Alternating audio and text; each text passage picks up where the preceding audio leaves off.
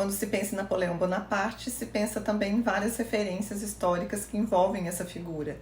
E além das referências históricas, ainda temos as referências de cunho mais íntimo, relacionadas à vida pessoal dele. Então, tanto do lado da figura pública quanto da figura privada do Napoleão, são muitos os acontecimentos presentes. De alguma maneira, essas duas facetas vão caminhar juntas naquilo que a gente conhece como sendo o percurso dele. E é tentando dar conta dessa complexidade que é o Napoleão Bonaparte que o filme do Ridley Scott busca trilhar um caminho. O filme começa com a execução em praça pública da Maria Antonieta, que aconteceu em 1793, e segue até a morte do Napoleão, que foi em 1821.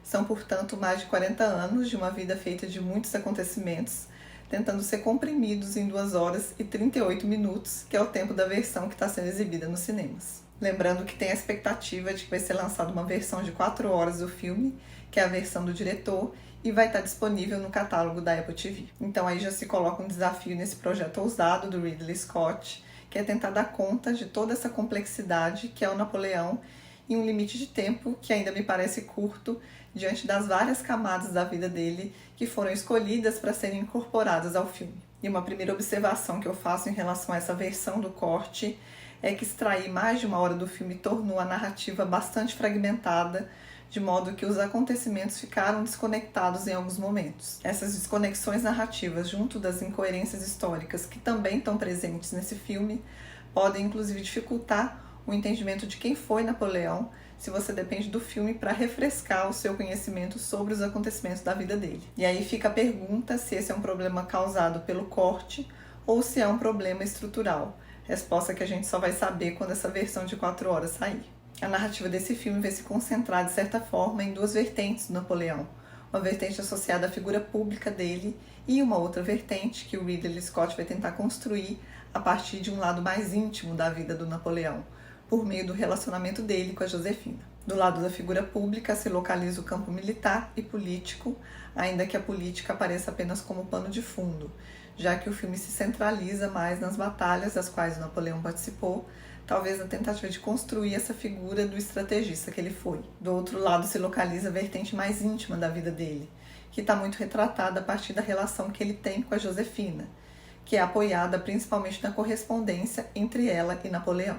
Mas independente da vertente ser pública ou privada, ela é apresentada de um ponto de vista narrativo muito objetivo e factual, uma decisão que é potencializada pelos cortes bruscos que eu já mencionei e que interrompem aquilo que está sendo construído. E isso atrapalha tanto a gente de acompanhar fluidamente o que está se passando ali, como também da gente se envolver nos conflitos dos personagens. Porque na hora que você começa a se envolver com uma determinada situação, a narrativa é direcionada para uma outra coisa que está acontecendo fora dali. Então é como se a gente tentasse ler um livro no nosso ritmo, mas tem alguém passando as páginas mais rápido do que a gente conseguiria acompanhar. Até mesmo no que se refere à vida íntima de Napoleão, não dá para entender, por exemplo, por onde passa o envolvimento entre ele e a Josefina.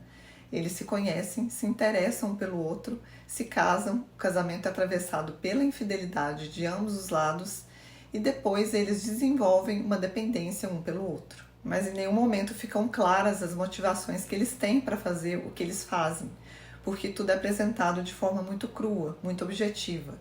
Isso se estende até às próprias cartas que eles enviam um para o outro. Inclusive, trabalhar com essas correspondências poderia ser um elemento interessante para a construção da narrativa em termos dramáticos.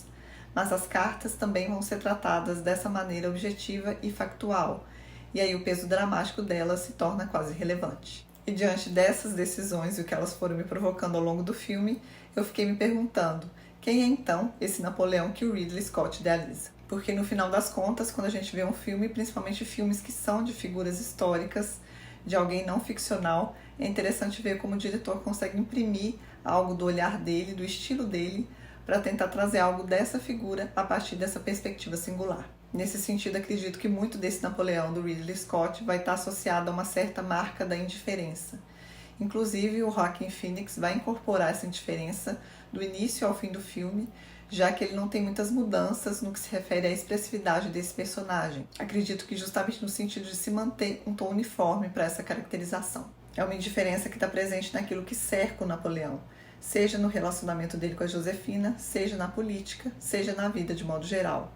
Ainda que esses momentos sejam quebrados vez ou outra por algum acontecimento que exija uma resposta mais agressiva do personagem. Por outro lado, o filme tem sim seus momentos de grandeza, principalmente no que se refere às cenas de batalha.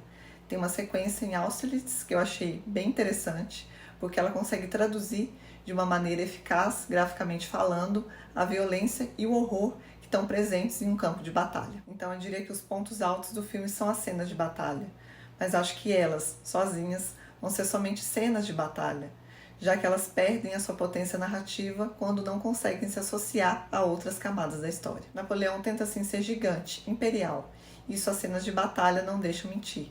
Mas fora do campo de batalha, exilado na ilha de Santa Helena, Napoleão termina muito parecido como ele começa, distante, desconectado e sem deixar a gente conhecer muito bem quem foi essa figura que o Ridley Scott idealizou. E por hoje é isso, fico por aqui.